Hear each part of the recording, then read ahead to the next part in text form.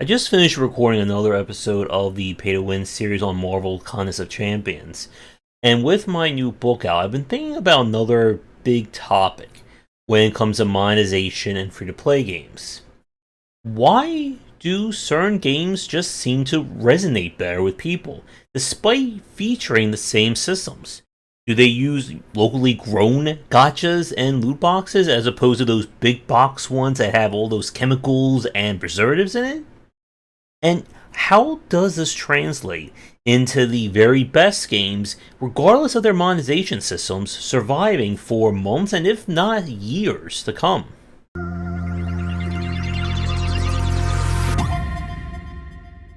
In my latest book, Game Design Deep Dive Free to Play, I talked about one of the major aspects when it comes to monetization is understanding what kind of systems you want to have in your game.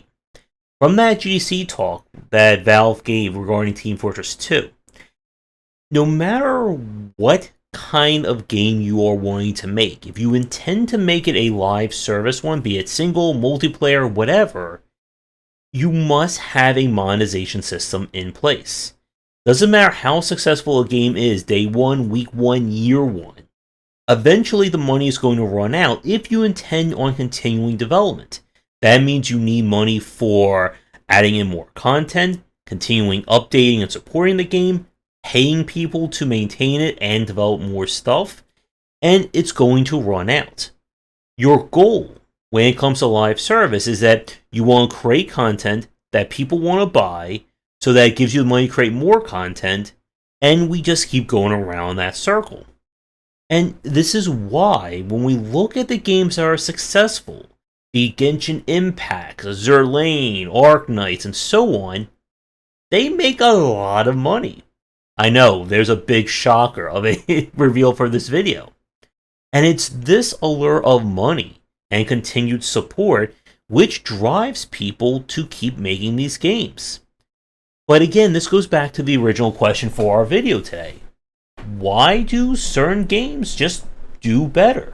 Again, when we look at gachas, when we look at monetization, fun, pain, energy, and so on, these are time-tested and proven elements. The banner in Arknights is the same loop as the banner in Genshin Impact, or Azur Lane, or pick any of the hundreds if not thousands of gacha-style games out there. Loot boxes, and so on. So why do some games tend to bubble up and rise to the top when other ones are just looked down upon? As a very big point, came to my attention this week that there was more updates to that Marvel Avengers game. You know, that game that launched at the same time as Genshin Impact. One of which had a very well-known and established IP attached to it. The other became one of the best-selling games, one of the most successful mobile games of the year, and earned back its entire development costs in 1 week. Both games feature monetization aspects to them. And we could argue that, of course, Genshin Impact being a gacha-driven game, or having gacha, has far more expensive options than Marvel's Avengers. But, again, how things are implemented, how they are balanced, and the game is designed around them, is a very important point. And I think this is where we get into the separation of the good and the bad. And we can see this with how some of these games do rise up. I've been watching the Arknights Twitter. Whenever they announce a new character, there's a new banner, new event, whatever.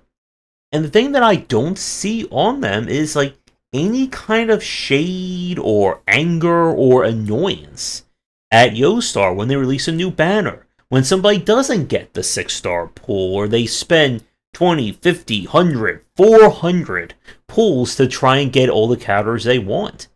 Everyone loves it when a new banner comes out for Arknights. There's, fan art and all that great stuff. I didn't see any of that with Marvel's Avengers or any of the other Marvel-related live service games out there.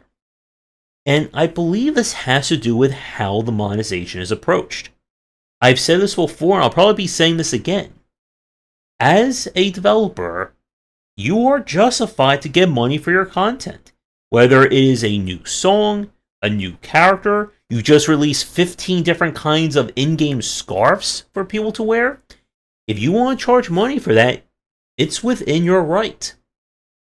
But again, it's not within your right to demand money or demand all the money, whether it's by intentionally twisting or shifting systems to make them harder, about confusing players or demanding that they play the game when they don't want to, or introducing more monetization simply for more monetization. Because we've seen games that do just that.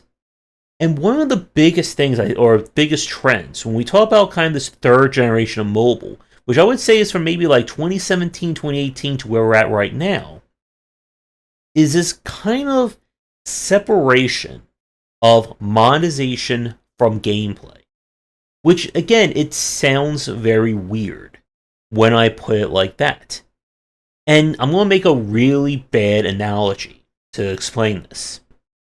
Imagine going to a club, and the second you get into that club, there are taxes and fees for anything that you do. Stand around, there's a fee for that. You want a drink? Well, there's a fee for talking to the bartender, there's a fee for extra ice, and the bartender may not give you the drink you asked for. And if they don't, they have to pay all those fees again and hope you get your right drink.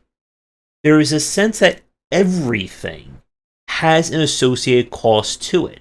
That everything has been tilted and again adjusted, not to make the experience better, but to get you to spend more money, and the act of playing is secondary.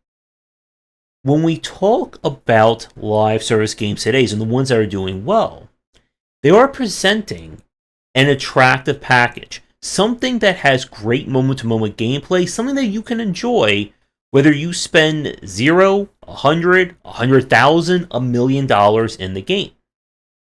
The money that you spend simply gives you more tools. It does not affect how you play the game.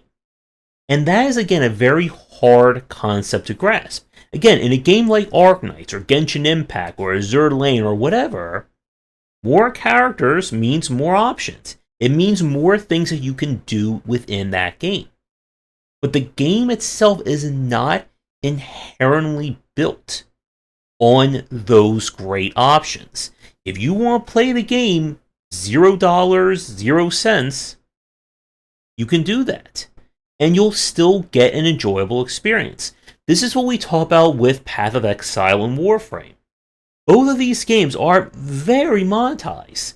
They feature extensive shops. You could spend hundreds of dollars in both games.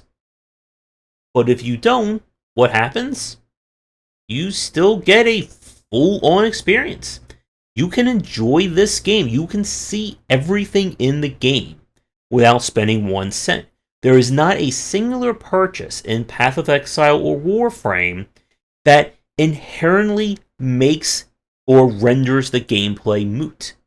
I can't just buy everything out of the store in Warframe and be like, well, I'm now the greatest player. Or I can now just breeze through all this content simply by spending more money. Again, it's a difference between providing the player with more tools to play with and inherently designing and balancing the game around that. This is what drove a lot of people away from Shadows of War. That when you got to that final chapter, everything was inherently balanced and weighted around those highest tier and those highest rarity characters. So again, it's not giving you an advantage. It's just barely tipping the scale back in your favor, but it's still very much against the AI. And we can see this with these systems when they're implemented to punish people or to make them lose something if they don't spend money. There is no reason why players should be punished for failing a map or failing a mission long term. In Arknights, if I fail a mission, I lose 1 energy or 1 sanity. If I fail an entire map in Contest of Champions, all the energy is gone, all the revive and healing potions I use are gone, and that stuff isn't easily replenished. And again, the systems that all these games use, they are, again, the same. A loot box or a gacha in Arknights is the same as a gacha in Genshin Impact. which is the same kind of system in Azure Lane and Contest of Champions and so on. But how these games are being weighted and balanced to them is the major point. There is not one piece of content in Arknights that is explicitly designed around 5 and 6 star character powers. In Contest of Champions, they very much are. And if you don't get those characters, you don't have the options to compete. There's not a workaround for the lack of money or lack of good luck. Now, I haven't played Genshin Impact yet, but it's still a game that if you just want to explore this world, do all the quests and the MacGuffins and not deal with the gacha, I think you can still reasonably do that and enjoy that story.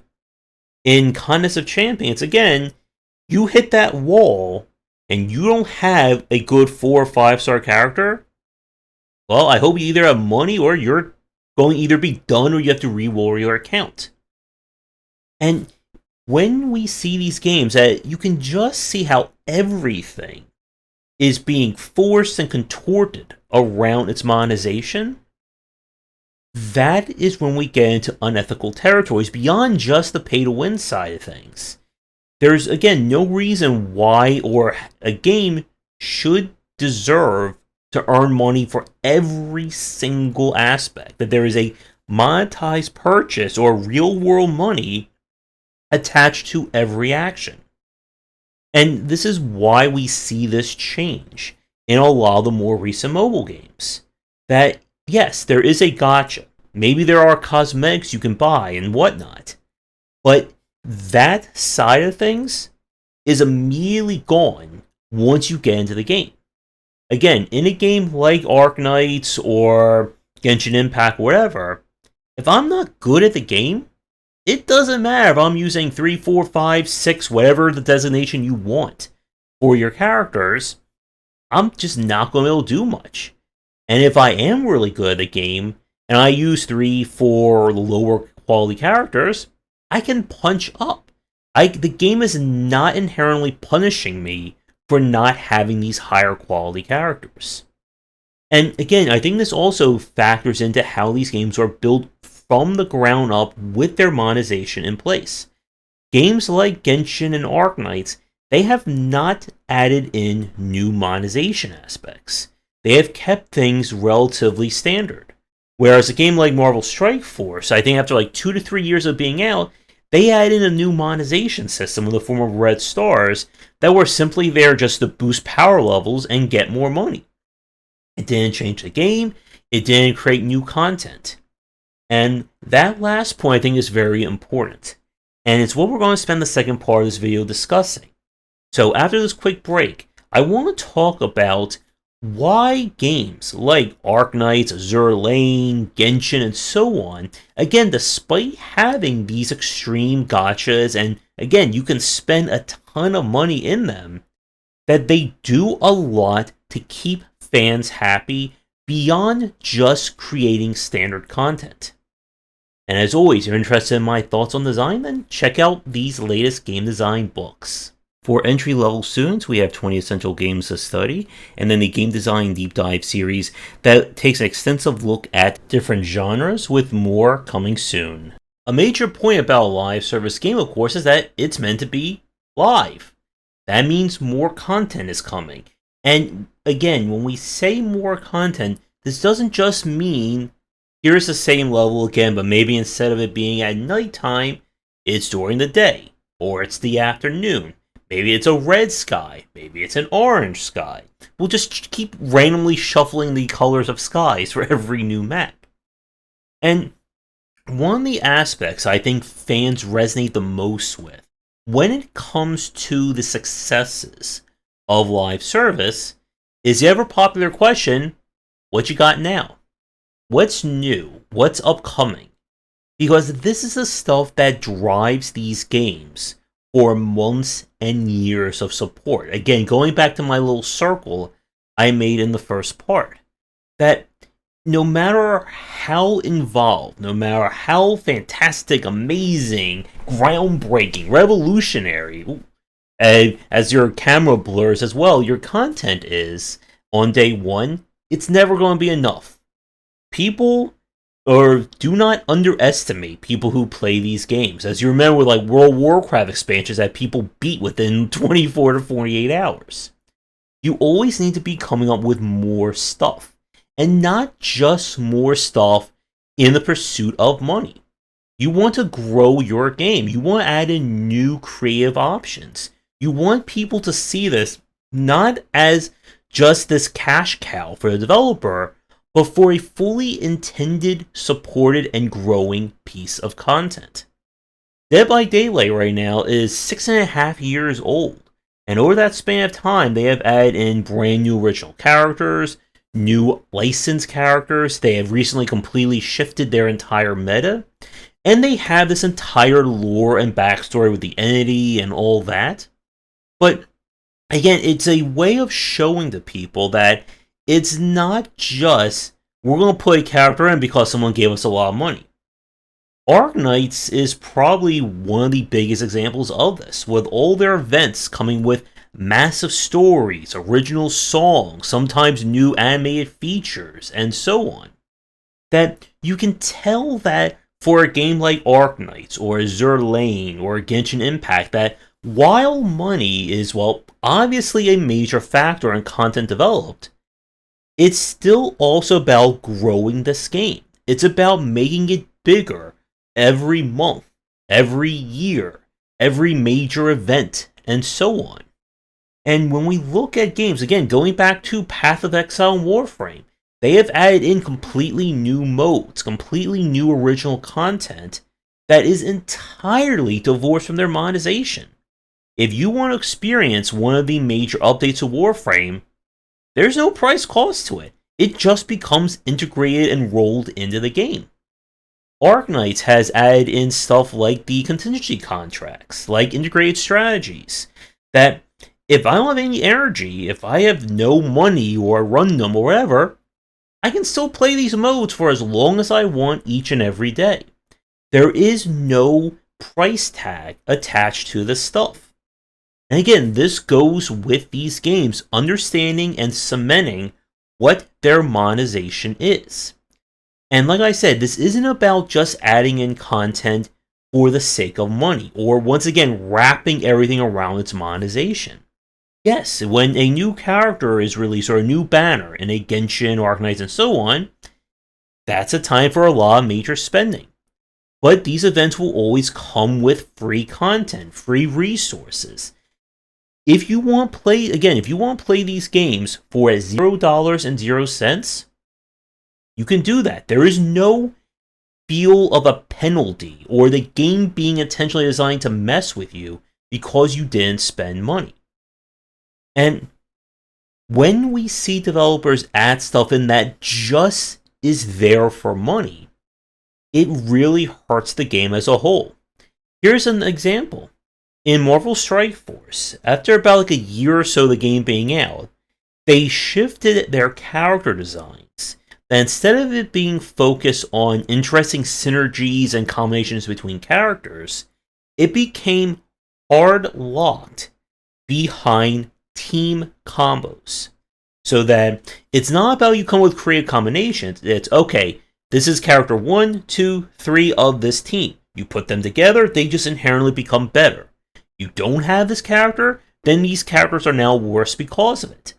And then they just started to create this focus on specific team compositions for specific events. This doesn't create any more interesting gameplay or variants, it's just, hey, you want to do this stuff easily? Well, I hope you have the money to get these 5 characters. And I do mean get the money, because a lot of these characters are introduced and there's no way for a free player to literally earn those characters on day one. In Arknights, again, I pulled on the limited time banner for Lee and Lin, and I got them both within that period of time. That is something I could never do in a Strike Force kind of situation. And with Strike Force, they eventually added in characters exclusive or had exclusive powers for its PvP mode. So if you don't have those characters, you are now weaker for PvP. And again, this is content that is not growing the game. It's just there to sap as much money as you can. When we look at Genshin Impact over the last, what is it, like 2 years now that's been out, what have they added? Well, they've added in entirely new storylines, original missions and quests for certain content. I believe they've added in entire continents worth of stuff to explore. What has Marvel's Avengers added in the last 2 years? I think they've added in a few new characters. They've added in some story DLC, but yeah, it's just the same content that was there at launch. And like we've said, people are very attentive when they see a developer wanting to grow their game. They want to see it be bigger from 1 month to the next, from 1 year to the next. So that again, year one of a game, even going back to something like Payday 2 or Path of Exile and Warframe, is noticeably different than year 3 and year 5. And that's how we see these games grow, and more importantly, this is the difference between the games that succeed and are well loved and the ones that don't. Where the monetization is there. It is there day one, no questions asked. But again, there is an entire game separate from that monetization. It will help you. It can improve your chances. It adds more stuff. But the game, again, is not being designed, balanced, or manipulated around that content. And when we see games that try to do this, that try to manipulate players, they're going to get called out for it. And it's why the free-to-play and live service market has changed so much over the last 5 to 6 years. That if you release a game today that has elements like fun pain, or it's very frustrating to play, or just feels, again, very manipulative, guess what? People don't have to play that anymore. They can go to any of the other games that have done different things with their monetizations, or have complete games attached to it. And those games tend to succeed. Now, do they earn as much money as, say, a cash cow, like something like the Contest of Champions, or games that really try to manipulate and monetize everything?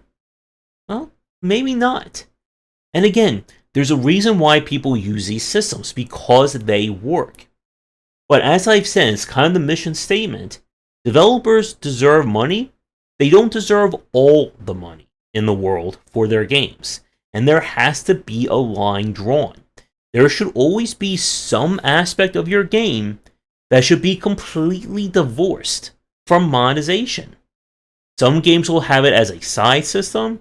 Some games just make it their entire core gameplay loop.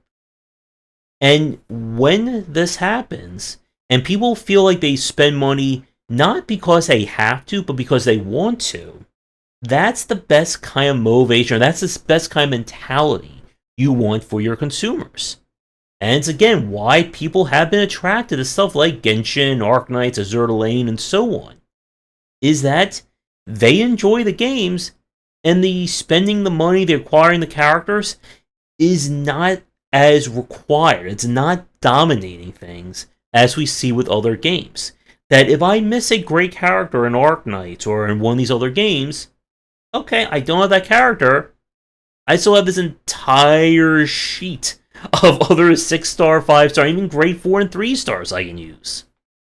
So to wrap things up, when it comes to live service games, again, all these games use the same systems. They all have the same hooks, the same mechanics and switches and levers that they're trying to pull to get you to spend money.